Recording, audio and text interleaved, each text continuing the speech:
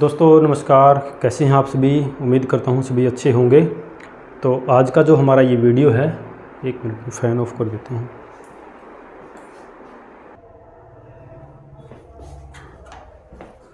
हाँ जी, तो इलेक्ट्रोस्टैटिक्स हम पढ़ रहे हैं। CUET का जो हमारा बैच है ये हमने स्टार्ट कर रखा है। तो इसमें हमारी आज ये 4th क्लास है फिज़िक्स की। तो इम्पोर्टेंट क्वेश्चन हम डिस्कस करते हैं हर क्लास में। तो आज फिर आपके लिए कुछ नए क्वेश्चन मैं लेके आया हूँ। तो चलिए देख लेते हैं कौन कौन से क्वेश्चन हैं।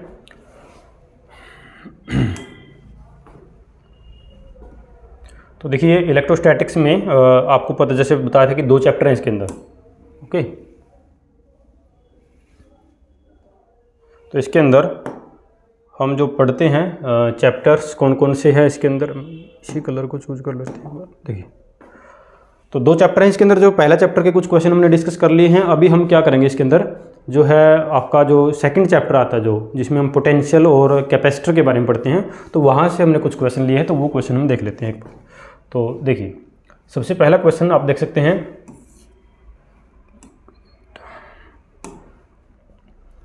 सबसे जो पहला क्वेश्चन है वो है आपका,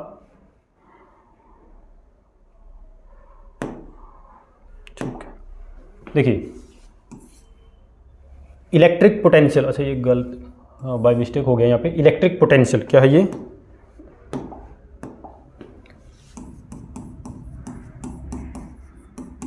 ठीक है ना। इलेक्ट्रिक या electrostatic potential V at a point distant R from charge Q in air is कितना होगा। देखिए सिंपली आप याद रखोगे, इलेक्ट्रिक पोटेंशियल जो होता है ना एक स्केलर क्वांटिटी है। स्केलर क्वांटिटी है। सिंपल फॉर्मूला क्या होता है इसका, हम जो पढ़ते हैं KQ/R बस। तो आप देख लीजिए ऑप्शन क्या आप देख पा रहे हैं यहाँ पे, Q/R ये ऑप्शन जो है इसमें करेक्ट हो जाएगा। सिंपली जैसे मान लीजिए यहाँ पे एक चार्ज है Q1 चार्ज है, इधर एक चार्ज है मान लीजिए Q2 चार्ज है। यहाँ पर कोई पॉइंट मैंने ले लिया, पॉइंट P। ओके, तो बेटा अगर आपसे कोई पूछे कि P पॉइंट के ऊपर पोटेंशियल बता दीजिए कितना होगा, तो आप क्या करोगे, आप सिंपली लिखोगे इसकी वजह से पोटेंशियल कितना होगा, KQ1 ये सेपरेशन आप मान लीजिए R1 है, ये मान लीजिए आप R2 है, तो यहाँ पे R1 आ गया। प्लस स्केलर क्वांटिटी है, जोड़ सकते हो, कोई दिक्कत नहीं इसमें। यहाँ पर भी आएगा small k Q2 divide by ये जो सेपरेशन है ये R। ऐसे सिंपली आप कर सकते हैं, ठीक है ना। तो किसी एक सिंगल चार्ज की वजह से है तो KQ/R। K आपको पता है, यहाँ पे फोर्स कॉन्स्टेंट वैल्यू कितनी होती है इसकी, 9 × 10⁻⁹ और यूनिट क्या हो जाएगी इसकी यूनिट हो जाएगी आपकी यहाँ पे न्यूटन मीटर स्क्वायर और पर कूलम स्क्वायर, ठीक है ना। ये आप देख सकते हैं यहाँ पे। चलेंगे नेक्स्ट क्वेश्चन पे। देखिए क्वेश्चन नंबर 2 देखिए। क्वेश्चन नंबर 2 में क्या पूछा, work done in carrying an electron from A to B lying on an equipotential surface. Equipotential surface बेटा आपने पढ़ा होगा। इक्विपोटेंशियल सरफेस क्या होता है, एक ऐसा सरफेस जिसके हर पॉइंट के ऊपर, कुछ पॉइंट मैंने ले लिए A B C D, her point का पोटेंशियल सेम होगा। जितना पोटेंशियल A का है उतना ही आपका B का होगा, उतना ही C का होगा, उतना ही D का होगा। ये कब होगा, जब ये सरफेस आपका इक्विपोटेंशियल होगा।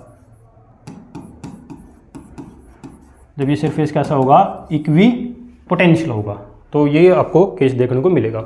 अब यहाँ पे आपसे पूछा क्या है, वर्क डन पूछा है, तो वर्क डन का फॉर्मूला अप्लाई कर दो। वर्क डन का फॉर्मूला क्या होता है बेटा, वर्क डन का फॉर्मूला जैसा कि हमको पता है, W = बोलिए Q × ΔV, ये फॉर्मूला होता है वर्क डन का।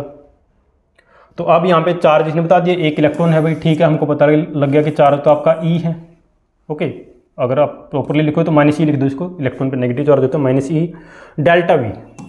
अब 2 पॉइंट है A और B के बीच का पोटेंशियल डिफरेंस कितना, ΔV कितना होगा। अभी तो मैंने बताया कि जितना पोटेंशियल A का उतना B का, तो कोई पोटेंशियल डिफरेंस तो है ही नहीं, तो ΔV तो 0 हो गया। आप × में आप 0 करोगे, रिजल्ट आपको 0 मिलेगा, आंसर आपका ये रहा। आगे देखिए नेक्स्ट क्वेश्चन नंबर 3 देखिए। क्वेश्चन नंबर 3 में क्या पूछा, the correct relation between electric intensity E and electric potential.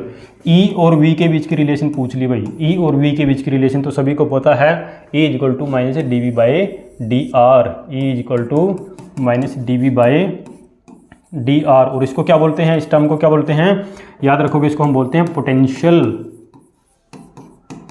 Potential gradient. क्या बोलते हैं बेटा इसको, पोटेंशियल ग्रेडियंट बोलते हैं। तो ये E equal to minus d v by d are.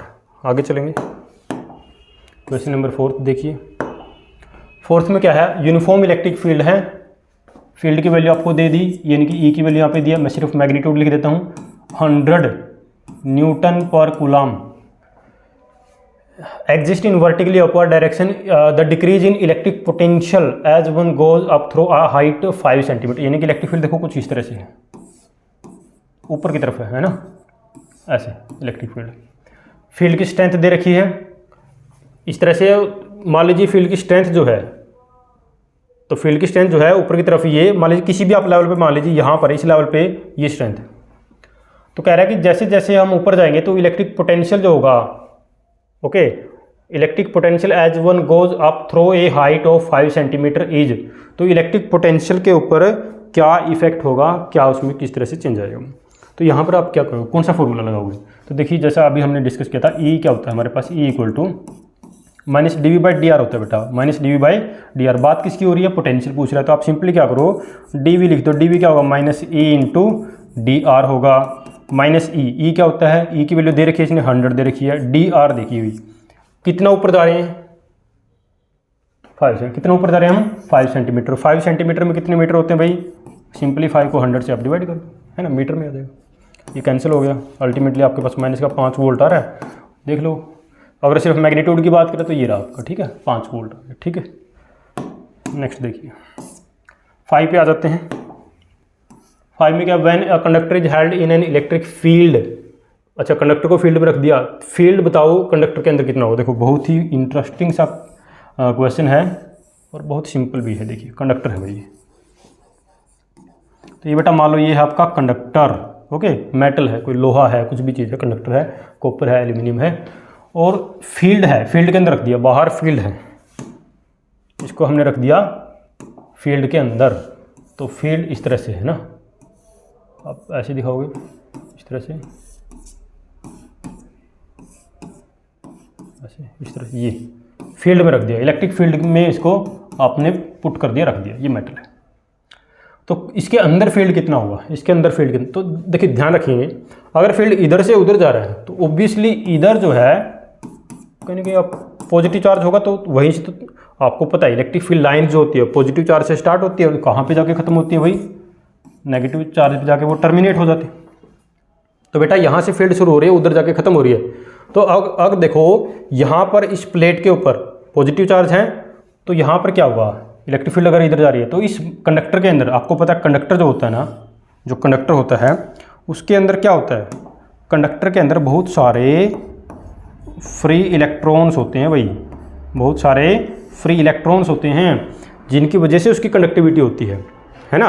तो कंडक्टर क्यों है, क्योंकि उसके पास बहुत सारे फ्री इलेक्ट्रॉन्स है जो कि आसानी से मूव कर सकते हैं, जो कंडक्टिविटी में पार्टिसिपेट करते हैं, जिसकी वजह से उसकी कंडक्टिविटी हाई होती है।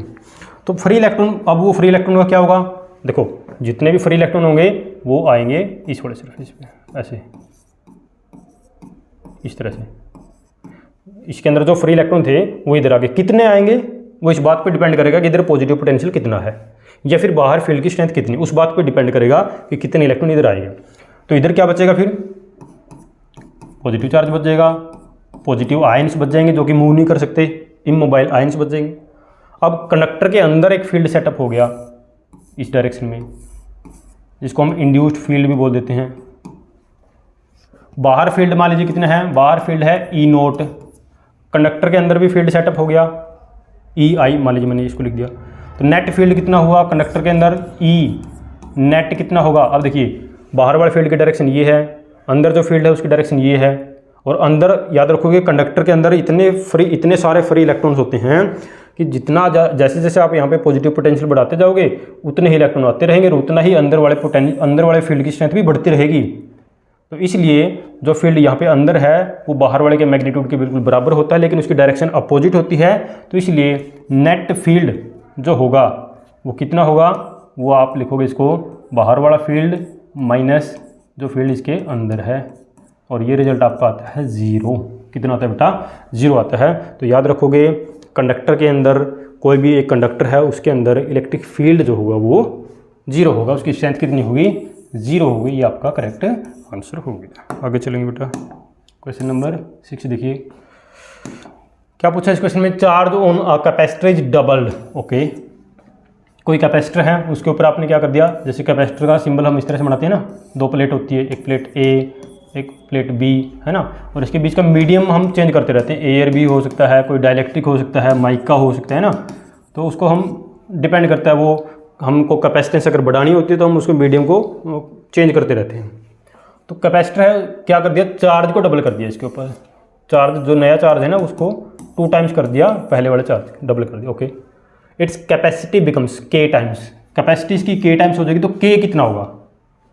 तो देखो कैपेसिटेंस के कुछ फॉर्मूले होते हैं, हम पढ़ते हैं ना Q/V, सभी ने देखा होगा फॉर्मूला। कैपेसिटेंस जो होता है क्या होता है आपका, Q/V होता है। Q जो आपने चार्ज प्लेट के ऊपर दिया है, V जो है इनके बीच का जो पोटेंशियल डिफरेंस है। अब देखिए अगर आप प्लेट के ऊपर चार्ज को बढ़ाओगे, आपने चार्ज दे दिया बाहर से, ठीक है अच्छी बात है, चार्ज दिया आपने इसको, बट आप चार्ज को बढ़ाओगे तो साथ में ये पोटेंशियल डिफरेंस, 2 प्लेट के बीच का जो पोटेंशियल वो भी बढ़ जाता है। तो ओवरऑल आप देखोगे तो ये जो रेशियो है ये सेम रहेगा। तो इसलिए k की जो वैल्यू है वो आपकी 1 आएगी, k की वैल्यू जो है वो आपकी 1 आएगी, यानी कि जो नया कैपेसिटेंस है k × C, तो नया कैपेसिटेंस जो है वो पहले वाले कैपेसिटेंस के बराबर ही होगा, कोई चेंज नहीं आएगा। यानी कि आप याद रखोगे कैपेसिटर की जो कैपेसिटी है, ओके, वो चार्ज को बढ़ाने से नहीं बढ़ेगी, तो यहाँ पर जो k है ना ये 1 हो जाएगा भाई, क्या हो जाएगा ये 1 हो जाएगा। आगे देखिए 7 पे आ जाओ। 7 में क्या है, इलेक्ट्रिकल कैपेसिटी ऑफ अर्थ। अच्छा भाई अर्थ की कैपेसिटी पूछ ली, तो या देखो आपने कैपेसिटी वाला चैप्टर पढ़ा होगा, तो वहाँ पर जैसे हम स्फीयर के लिए, किसी स्फीयर के लिए हम जो कैपेसिटी निकालते हैं ना C, तो क्या फॉर्मूला होता है 4πε0 और यहाँ पर आता है R, ठीक है 4πε0 R। तो R जो होता है अर्थ के लिए रेडियस कितनी होती है 6400 किलोमीटर, 6400 किलोमीटर होती है, बस ये तो सिंपल है। और 4πε0 की वैल्यू देखो, आपको इसकी वैल्यू पता है ना, 1/4πε0 होता है ये, इसकी वैल्यू 9 × 10⁹ होती है, और यूनिट क्या होती है न्यूटन मीटर स्क्वायर पर कूलम स्क्वायर होती है, ठीक है।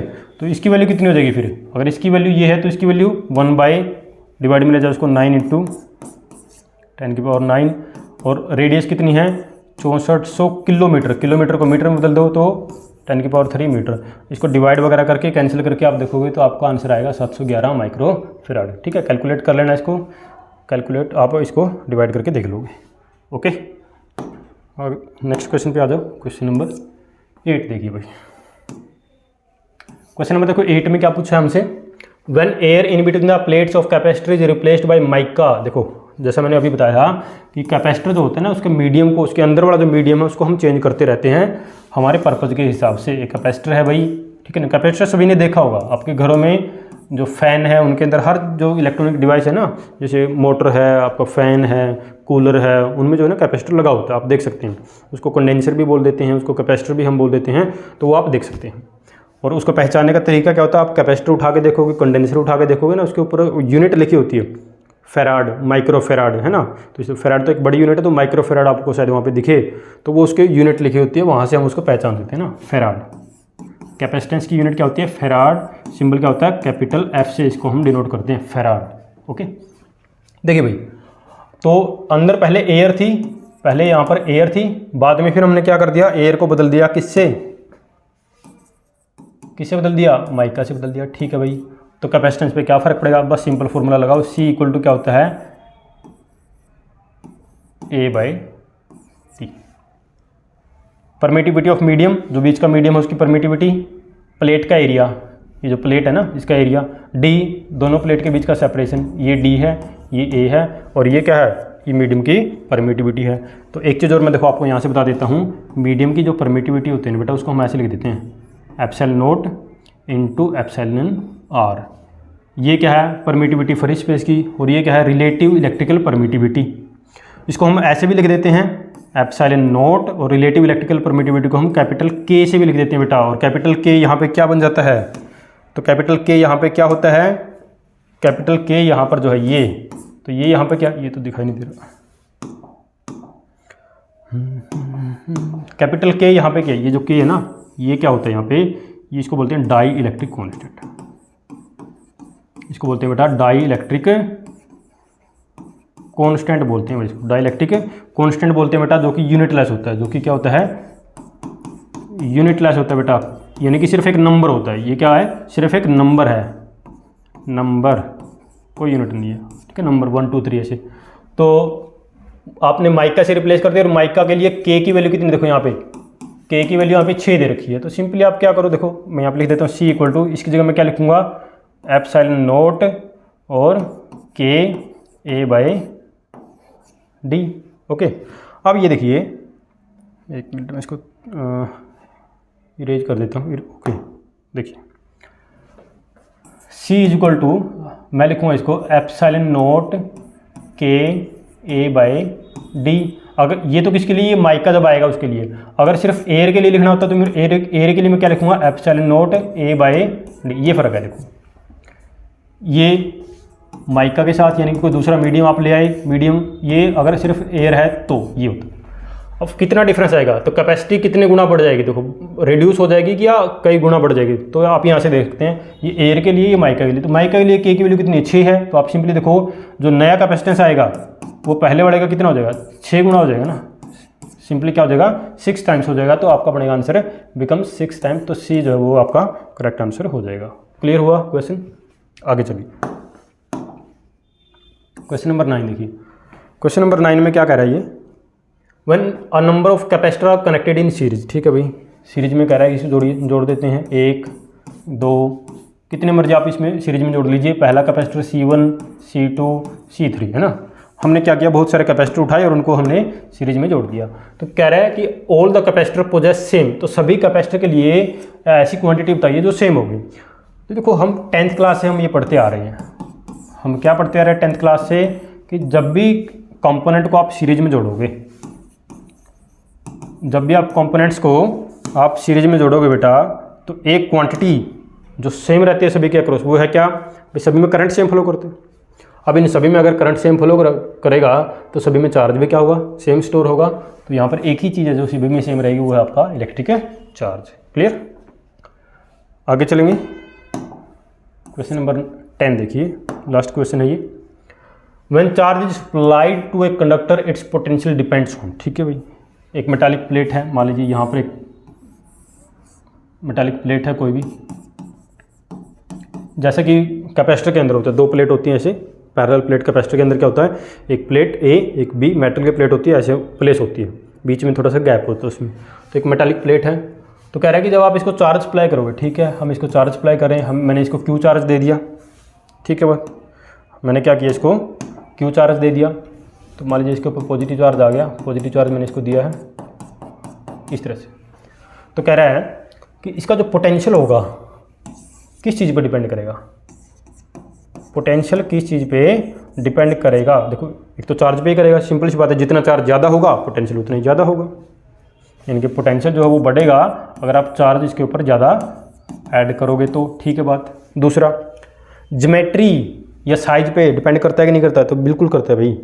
साइज छोटा है और आपने चार्ज थोड़ा सा दिया तो पोटेंशियल कम, आपने बहुत ज़्यादा चार्ज दे दिया तो क्या होगा, उसका पोटेंशियल भी बढ़ जाएगा। तो इसलिए आपने देखा होगा, जैसे कोरोना डिस्चार्ज, आपने अगर वर्ड कहीं पे सुना कोरोना डिस्चार्ज, तो जो शार्प एंड होता है, एक बॉडी के ऊपर बहुत ज़्यादा चार्ज है, लेकिन उस बॉडी के ऊपर देखो, जैसे मान लीजिए एक शेप में ड्रॉ कर रहा हूँ, ये इस तरह से, ये इस बॉडी के ऊपर बहुत ज़्यादा पॉजिटिव चार्ज है ऐसे, तो मैक्सिमम पोटेंशियल किस पॉइंट पे होगा, यहाँ पर पोटेंशियल सबसे ज़्यादा होगा। क्यों, क्योंकि एरिया कम है और चार्ज ज़्यादा है, तो पोटेंशियल क्या होगा यहाँ पे, हाई हो जाएगा। तो ज्योमेट्री के ऊपर भी डिपेंड करता है, दोनों चीज़ पर डिपेंड करेगा। चार्ज ज़्यादा दोगे पोटेंशियल बढ़ेगा, साइज कम है चार्ज बहुत ज़्यादा दी तो पोटेंशियल ज़्यादा ही होगा। ओके, तो ये भी दोनों फैक्टर यहाँ पे काम करते हैं, तो दोनों सही हैं, तो आपका आंसर बनेगा both A and B are correct. तो ये था आपका लास्ट क्वेश्चन। तो आई होप कि आपको ये क्वेश्चन अच्छे से समझ में आए होंगे। इनसे रिलेटेड कोई डाउट है तो आप कमेंट बॉक्स में जो है वो आप वहाँ पे मेंशन कर सकते हैं। और वीडियो अच्छा लगे तो इसको लाइक शेयर और चैनल को सब्सक्राइब जरूर करें। Thank you.